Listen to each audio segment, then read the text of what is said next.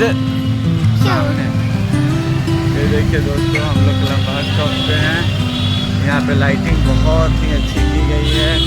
ये देखिए हनुमान मंदिर दिखाइए थोड़ा। ये है हनुमान मंदिर।